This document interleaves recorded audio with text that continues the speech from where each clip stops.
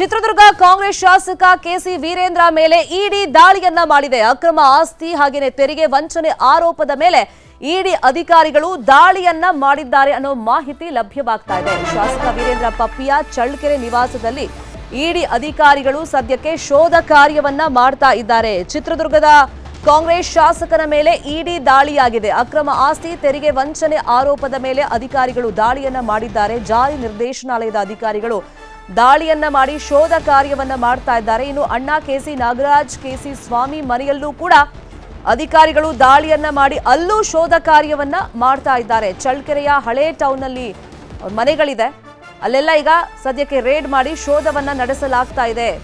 ಅದಕ್ಕೆ ಸಂಬಂಧಪಟ್ಟಂತ ಮನೆ ಮತ್ತೆ ಕಚೇರಿಗಳಲ್ಲಿ ಇಡಿ ಅಧಿಕಾರಿಗಳು ದಾಖಲಾತಿಗಳ ಪರಿಶೀಲನೆಯನ್ನ ಮಾಡ್ತಾ ಇದ್ದಾರೆ. ಚಿತ್ರದುರ್ಗದಲ್ಲಿ ಕಾಂಗ್ರೆಸ್ ಶಾಸಕನ ಮನೆ ಮತ್ತೆ ಅವರಿಗೆ ಸಂಬಂಧಪಟ್ಟಂತ ಕಚೇರಿಗಳು, ಅವರ ಅಣ್ಣನ ಮನೆಗಳಲ್ಲೂ ಕೂಡ ಇಡಿ ಅಧಿಕಾರಿಗಳು ದಾಳಿಯನ್ನ ಮಾಡಿದ್ದಾರೆ. ಸದ್ಯಕ್ಕೆ ಪರಿಶೀಲನೆಯನ್ನ ಮಾಡ್ತಾ ಇದ್ದಾರೆ. ಅಕ್ರಮ ಆಸ್ತಿ ಹಾಗೇನೆ ತೆರಿಗೆ ವಂಚನೆಯ ಆರೋಪ ಇವ್ರ ಮೇಲೆ ಕೇಳಿಬಂದಿತ್ತು, ವೀರೇಂದ್ರ ಪಪ್ಪಿ ಮೇಲೆ ಕೇಳಿಬಂದಿತ್ತು. ಸದ್ಯಕ್ಕೆ ಅವ್ರ ನಿವಾಸ ಮತ್ತೆ ಕಚೇರಿಗಳಲ್ಲಿ ಅಧಿಕಾರಿಗಳು ಶೋಧ ಕಾರ್ಯವನ್ನ ಮಾಡ್ತಾ ಇದ್ದಾರೆ. ದೃಶ್ಯಗಳಲ್ಲಿ ನೋಡ್ತಾ ಇದ್ದೀವಿ, ಕಾರ್ಗಳಲ್ಲಿ ಅಧಿಕಾರಿಗಳು ಬಂದಿದ್ದಾರೆ. ಅವ್ರಿಗೆ ಸಂಬಂಧಪಟ್ಟಂತ ಕಚೇರಿ ಮತ್ತೆ ಮನೆಗಳ ಮೇಲೆ ರೇಡ್ ಆಗಿದೆ. ಇದೇ ವಿಷಯವಾಗಿ ಇನ್ನಷ್ಟು ಡೀಟೇಲ್ ಆಗಿ ಇನ್ಫಾರ್ಮೇಶನ್ ಕೊಡ್ತಾ ಹೋಗೋದಕ್ಕೆ ಫೋನ್ ಸಂಪರ್ಕದಲ್ಲಿ ಕನೆಕ್ಟ್ ಆಗಿದ್ದಾರೆ ನಮ್ಮ ರಿಪೋರ್ಟರ್ ವಿನಾಯಕ್. ಈಗ ಅಕ್ರಮ ಆಸ್ತಿ ಮತ್ತೆ ತೆರಿಗೆ ವಂಚನೆ ಆರೋಪದ ಮೇಲೆ ಎಂಎಲ್ಎ ಮನೆ ಮೇಲೆ ರೇಡ್ ಆಗಿದೆ. ಅವ್ರಿಗೆ ಸಂಬಂಧಪಟ್ಟಂತ ಕಚೇರಿಗಳು, ಮನೆಗಳು ಮತ್ತು ಅವ್ರ ಸಂಬಂಧಿಕರ ಮನೆಗಳು ಎಲ್ಲೆಲ್ಲಿದೆ, ಎಲ್ಲೆಲ್ಲಿ ರೇಡ್ ಆಗಿದೆ, ಎಷ್ಟು ಜನ ಅಧಿಕಾರಿಗಳು ಬಂದಿದ್ರು, ಎಷ್ಟೊತ್ತಿಗೆ ರೇಡ್ ಆಯ್ತು, ಏನ್ ಇನ್ಫಾರ್ಮೇಶನ್ ಸಿಗ್ತಾ ಇದೆ ವಿನಾಯಕ್? ಏನು ಚಿತ್ರದುರ್ಗದ ಶಾಸಕ ಕೆಸಿ ವೀರೇಂದ್ರ ಪಪ್ಪಿ ಅವರ ಮನೆ ಮೇಲೆ ಇಡಿ ಬೆಳ್ಳಂಬೆಳಗ್ಗೆ ದಾಳಿ ಮಾಡಿ ಕೆಸಿ ವೀರೇಂದ್ರ ಪಪ್ಪಿ ಅವರಿಗೆ ಶಾಕ್ ಅನ್ನು ನೀಡಿರ್ತಕ್ಕಂಥದ್ದು. ಏನು ಚಿತ್ರದುರ್ಗದ ಕಾಂಗ್ರೆಸ್ ಶಾಸಕ ಇದ್ದಾರೆ ಕೆಸಿ ವೀರೇಂದ್ರ ಪಪ್ಪಿ, ಅವರ ಮೇಲೆ ಒಂದು ಗಂಭೀರ ಆರೋಪ ಮತ್ತು ದೂರು ಹಿನ್ನೆಲೆಯಲ್ಲಿ ಇವತ್ತು ಬೆಳ್ಳಂಬೆಳಗ್ಗೆ ಅಧಿಕಾರಿಗಳು ದಾಳಿ ಮಾಡಿ ಪರಿಶೀಲನೆಯನ್ನ ನಡೆಸ್ತಾ ಇರ್ತಕ್ಕಂಥದ್ದು. ಬೆಳಗ್ಗೆನೆ 7 ಖಾಸಗಿ ವಾಹನಗಳಲ್ಲಿ ಭದ್ರತಾ ಪಡೆಯೊಂದಿಗೆ ಬಂದಿರತಕ್ಕಂತ ಇಡಿ ಅಧಿಕಾರಿಗಳು ತೀವ್ರ ಶೋಧವನ್ನ ನಡೆಸಿದ್ದಾರೆ. ಏನು ಚಿತ್ರದುರ್ಗ ಜಿಲ್ಲೆ ಚಳ್ಳಕೆರೆ ಪಟ್ಟಣದಲ್ಲಿರುವಂತಹ ವೀರಭದ್ರಸ್ವಾಮಿ ದೇವಸ್ಥಾನದ ಬಳಿ ಇರುವಂತಹ ಕೆಸಿ ವೀರೇಂದ್ರ ಪಪ್ಪಿ ಅವರ ನಿವಾಸ ಮತ್ತು ಅವರ ಅಣ್ಣ ಕೆಸಿ ನಾಗರಾಜ್ ಮತ್ತು ಕೆಸಿ ತಿಪ್ಪೇಸ್ವಾಮಿ ಅವರ ಮನೆಗಳ ಮೇಲೂ ಕೂಡ ದಾಳಿ ನಡೆಸಿರ್ತಕ್ಕಂಥದ್ದು. ಇದಕ್ಕೆ ಸಂಬಂಧಪಟ್ಟಂತೆ ಏನು ದಾಖಲೆಗಳಿದಾವೆ, ಏನು ಆಸ್ತಿಯ ಗಳಿಕೆ ಆಗಿದೆ ಅಕ್ರಮವಾಗಿ ಅಥವಾ ಮತ್ತು ಒಂದು ತೆರಿಗೆ ವಂಚನೆ ಆಗಿದೆ, ಅದರ ಬಗ್ಗೆ ತೀವ್ರ ಶೋಧ ಕಾರ್ಯವನ್ನು ಕೂಡ ನಡೆಸಿದ್ದಾರೆ. ಜೊತೆಗೆ ಏನು ಈ ತೆರಿಗೆ ವಂಚನೆಗೆ ಸಂಬಂಧಪಟ್ಟಂತೆ, ಅಕ್ರಮ ಆಸ್ತಿಗೆ ಸಂಬಂಧಪಟ್ಟಂತೆ ಅವರ ಸಂಬಂಧಿಕರು, ಅವರ ಸಹಚರರು ಯಾರಿದ್ದಾರೆ ಅನ್ನೋದ್ರ ಬಗ್ಗೆನೂ ಕೂಡ ಪರಿಶೀಲನೆ ನಡೆಸ್ತಾ ಇದ್ದಾರೆ. ಶರಣ, ಅಂದ್ರೆ ಈ ಹಿಂದೆನೂ ಸಿಬಿಐನಿಂದ ಒಂದು ಪ್ರಕರಣ ದಾಖಲಾಗಿತ್ತು, ಸಾಕ್ಷ್ಯಾಧಾರಗಳ ಕೊರತೆ ಅಂತ ಹೇಳಿ ಪ್ರಕರಣ ಕೈ ಬಿಡಲಾಗಿತ್ತು. ಅದಕ್ಕೂ ಇದಕ್ಕೇನಾದ್ರೂ ಲಿಂಕ್ ಇದೆಯಾ ವಿನಾಯಕ್? ಸದ್ಯ ಬೆಳ್ಳಂಬೆಳಗ್ಗೆ ಅಧಿಕಾರಿಗಳು ಬಂದು ಕಾರ್ಯಾಚರಣೆಯನ್ನ ಮಾಡಿ ದಾಳಿಯನ್ನ ನಡೆಸಿದ್ದಾರೆ. ಈ ಸಂಬಂಧಪಟ್ಟಂತೆ ಒಳಗಡೆ ಯಾವ ರೀತಿಯ ದಾಖಲೆಗಳನ್ನ ಕಲೆ ಹಾಕ್ತಾ ಇದ್ದಾರೆ, ಮತ್ತೆ ಇದರ ಹಿನ್ನೆಲೆಯಲ್ಲಿ ಯಾವ ದೂರುಗಳು ಸಾಕ್ಷಿಗೆ ಸಹಕಾರ ನೀಡಿದ್ದೇವೆ ಅನ್ನೋ ಒಂದು ಸಂಬಂಧಪಟ್ಟಂತೆ ಈಗಾಗಲೇ ಅಧಿಕಾರಿಗಳು ಮಾಹಿತಿಯನ್ನ ಕಲೆ ಹಾಕಿನೇ ಅಧಿಕಾರಿಗಳು ಬಂದಿರತಕ್ಕಂಥದ್ದು. ಮತ್ತೆ ಹಿಂದಿನ ಪ್ರಕರಣಕ್ಕೂ ಮತ್ತು ಈಗಿನ ಪ್ರಕರಣಕ್ಕೂ ಸಾಮ್ಯತೆ ಮತ್ತೆ ಲಿಂಕ್ ಇದೆ ಅನ್ನುವಂತ ಮಾಹಿತಿಗಳು ಸದ್ಯಕ್ಕೆ ಲಭ್ಯ ಆಗ್ತಾ ಇರತಕ್ಕಂಥದ್ದು.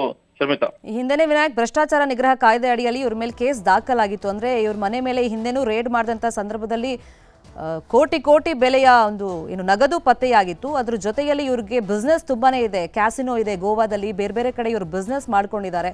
ಸೊ ಅದ್ರ ಬಗ್ಗೆ ರಿಕಾಲ್ ಮಾಡೋದಾದ್ರೆ ಒಂದ್ಸತಿ ವಿನಾಯಕ್, ಕೆಸಿ ವೀರೇಂದ್ರ ಪಪ್ಪಿ ಅವರು ಮೂಲತಃ ಒಂದು ಫೈನಾನ್ಸ್ ಅನ್ನ ನಡೆಸ್ತಾ ಇದ್ರು, ಬಿಸ್ನೆಸ್ ಮ್ಯಾನ್ ಆಗಿದ್ರು, ರಿಯಲ್ ಎಸ್ಟೇಟ್ ಸೇರಿದಂತೆ ಸಾಕಷ್ಟು ಉದ್ಯಮಗಳನ್ನ ನಡೆಸ್ತಾ ಇರ್ತಕ್ಕಂಥವ್ರು. ಜೊತೆಗೆ ಗೋವಾದಲ್ಲಿ ಕೆಸಿನೋ ಕೂಡ ನಡೆಸ್ತಾ ಇದ್ದಾರೆ ಅನ್ನುವಂತ ಮಾಹಿತಿ ಎಲ್ರಿಗೂ ಗೊತ್ತಿರೋ ವಿಚಾರ. ಜೊತೆಗೆ ಸರ್ಕಾರದ ಹಂತದಲ್ಲಿ ಮತ್ತು ಏನು ತನಿಖಾ ತಂಡಗಳಿಗೆ ಸಂಬಂಧಪಟ್ಟಂತೆ ಇವರು ಅಕ್ರಮ ಆಸ್ತಿಯನ್ನ ಗಳಿಕೆ ಮಾಡಿದ್ದಾರೆ ಅನ್ನುವಂತ ವಿಚಾರವನ್ನ ಇಟ್ಕೊಂಡು ಕಳೆದ ಸಾರಿ ಕೂಡ ಒಂದು ದಾಳಿಯನ್ನ ನಡೆಸಲಾಗಿತ್ತು. ಅಲ್ಲಿ ಅವರ ಬಾತ್ರೂಮ್ ಅಲ್ಲಿ ಚಿನ್ನದ ಬಿಸ್ಕೆಟ್ಗಳು ಕೆಜಿ ಗಟ್ಟಲೆ ಸಿಕ್ಕಿತ್ತು, ಮತ್ತೆ ಹಣವೂ ಕೂಡ ಸಿಕ್ಕಿತ್ತು. ಎಲ್ಲವನ್ನೂ ಕೂಡ ಆಧಾರವಾಗಿ ನೋಡೋದಾದ್ರೆ ಮೊದಲಿಂದಲೂ ಕೂಡ ಇವರ ಮೇಲೆ ಈ ತರದ ಗುರುತರ ಆರೋಪಗಳು ಕೇಳಿ ಬಂದಿರತಕ್ಕಂಥದ್ದು. ಜೊತೆಗೆ ಅವರ ಇದಕ್ಕೆ ಸಂಬಂಧಪಟ್ಟ ಸಾಕ್ಷಿಗಳನ್ನ ಮತ್ತೆ ಕಲೆ ಹಾಕ್ಲಿಕ್ಕೆ, ಮತ್ತೆ ಇವರು ಯಾವ ರೀತಿಯ ಆಸ್ತಿ ಗಳಿಕೆಗಳಲ್ಲಿ ಒಂದು ವಂಚನೆಯನ್ನ ಮಾಡ್ತಿದ್ದಾರೆ ಅನ್ನುವಂತ ವಿಚಾರಕ್ಕೆ ಸಂಬಂಧಪಟ್ಟಂತೆ ಇಡಿ ಅಧಿಕಾರಿಗಳಾಗಿರ್ಬೋದು, ಸಿಬ್ಬಂದಿಗಳಾಗಿರ್ಬೋದು ಕಣ್ಣನ್ನ ಇಟ್ಟಿರ್ತಾರೆ. ಹಾಗಾಗಿ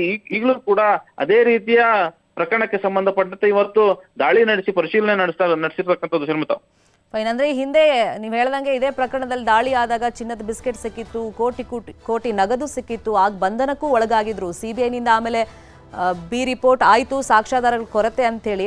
ಸೊ ಈ ನಿಟ್ಟಲ್ಲಿ ಈಗ ಬಿಗಿ ಭದ್ರತೆಯೊಂದಿಗೆ ಬಂದಿರೋದು ನೋಡಿದ್ರೆ ಮತ್ತಷ್ಟು ಅನುಮಾನಗಳು ದಟ್ಟವಾಗ್ತಿದೆ, ಈ ಕೇಸು ಸ್ಟ್ರಾಂಗ್ ಆಗುತ್ತಾ ಅಂತ. ಈ ನಿಟ್ಟಿನಲ್ಲಿ ಅವರ ಅಭಿಮಾನಿಗಳೇನಾದ್ರೂ ಮನೆ ಹತ್ರ ಬರ್ತಾ ಇದ್ದಾರೆ ಈ ವಿಷಯ ತಿಳಿತಾ ಇದ್ದಂಗೆ?